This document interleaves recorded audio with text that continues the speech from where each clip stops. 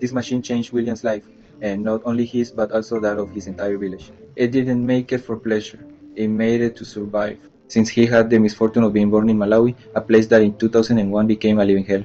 William came from a poor family in a poor village, where their only livelihood was the grain harvest, but they were about to be struck by the worst drought in years. He is very intelligent. He knows how to fix radios, understands the basics of electricity, and enjoys building things. One day, he comes home, enters his room, and sees a uniform on the bed. His father, with great effort, has paid for his schooling. Will runs to hug him. They have breakfast together, and he leaves happily for school. But this happiness will not last long. At the ceremony, we see the principal and all the students. It begins to rain, so the children go inside the classroom. It's an old deteriorated room, but it is there that he meets his teacher, a person who will later be key. When it ends, the teacher tells Will that his father did not pay the full tuition, and that without the money he won't be able to continue studying. Will simply nods. This will be only the first problem in the world that he is about to face. Because of a corrupt government, the village is being deforested, which causes severe floods and destroys the entire harvest. Will's father struggles, but there is nothing he can do. This not only affects the boy's father but also all the crops in the region. The food was lost, and a severe drought is about to arrive. The family gathers what they can. The father looks deeply distressed as they empty the basket of maize onto the floor, and the family stares at what was harvested during the season. Their worried faces say it all. They only have 60 days worth of food, and it will be a whole year until the next harvest, since the dry season is coming and nothing can grow without water.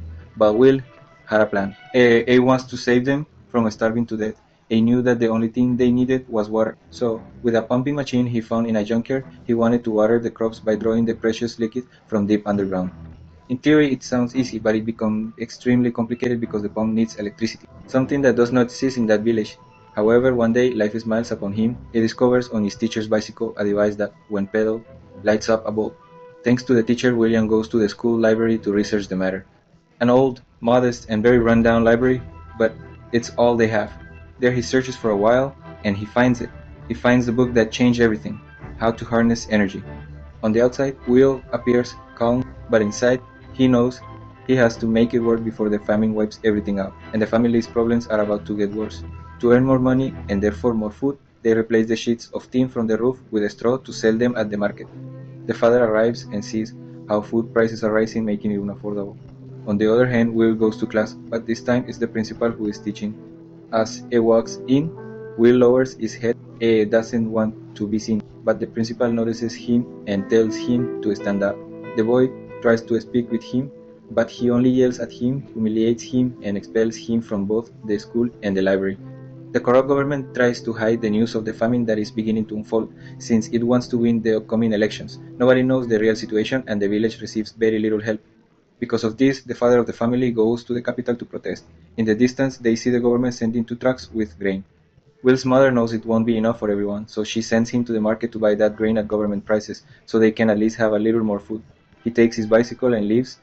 The people are desperate. They run to grab whatever food they can and fight among themselves. The father notices that something is happening, so he decides to return. The problem is that Will's mother and his sister were left completely alone at home. Will's sister wants to run away from the village with the teacher, so they start arguing. But while this is happening, an unknown man slowly enters the house. Terrified, she grabs a plate to defend herself. The worst could happen, since they are two women completely alone. The man slowly approaches them, tells them he hasn't eaten in 2 days, and snatches away the little flour they had.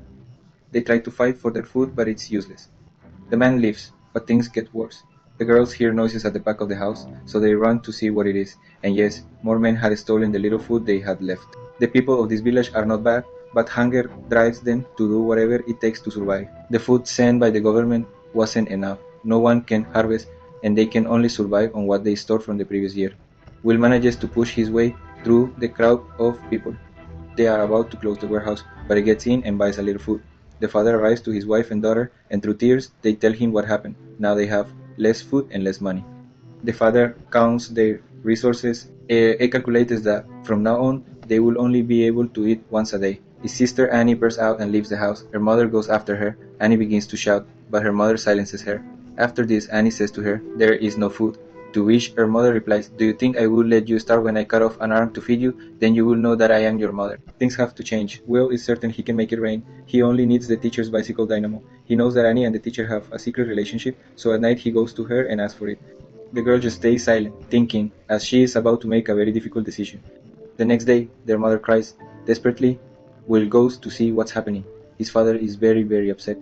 Heartbroken, his mother tells him that Annie has left the village with the teacher, leaving behind a letter that says, "One less mouth to feed." Shocked, Will goes into the house and there he sees a ray of hope. Annie did manage to get the dynamo, so Will gets to work. The boy asks the principal to use the library. He finally agrees, and Will gathers what he needs. He looks for other friends, explains how it works, and gets them to work. All his faith is placed in building the windmill. They heat and bend plastic until they make a small windmill as a test to produce electricity. Will connects it to the radio and asks them to open the door. The wind blows in and makes the blade spin. Everyone waits, but nothing happens until suddenly the boy smiles. Now they just have to build it on a larger scale. Everyone searches for parts to construct the big windmill. They know the boy can save the village. They only need one last thing, the father's bicycle. The father digs furrows in the dry soil where nothing will grow. Deep down, he knows it himself, but he is so overwhelmed that he has fallen into a state of denial. Will goes to him and shows him the scaled down windmill. He tells him that with it he can make it rain. He only needs to cut up his bicycle to make the windmill turn, but then it will never work again. At that moment, the father loses control, yells at him to stop thinking about nonsense, and orders him to get back to plowing the land. He is not a bad person. He is simply hungry, and in such a difficult situation that desperation clouds any ability to reason. Will's mother talks to his father and tells him that he has already lost his daughter, lost his land. What difference does it make to lose a bicycle? He reflects, talks to Will, and gives him the bicycle. It's all or nothing. Father and son take the frame to be cut and begin building the great windmill. Everyone helps with the construction, cutting, and hammering. The few who remain in the village place all their hope in the boy and his invention. When everything is ready, Will climbs up and makes the final adjustments. The wind does its job and turns the blades, spinning the dynamo. Will comes down and tells them they must wait a few minutes for the battery to charge. They trust him so much that they even have an irrigation system ready, and out of nowhere, he did it. Will did it. His father, unable to believe it, hugs him. He tamed the wind, and thanks to that, he was able to draw water from deep underground.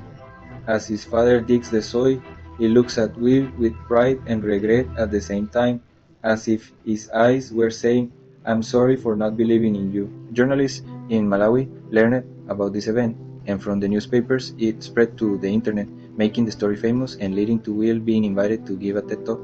He received scholarships, graduated from Dartmouth University, and later helped write a book about his story, which in 2019 was adapted into a feature film titled The Boy Who Harnessed the Wind. The Boy Who Harnessed the Wind. This content, subscribe, give it a like, and share it. Also, leave a comment about the next movie you'd like me to summarize on this channel. That's all from me for today. Eat well and get some rest.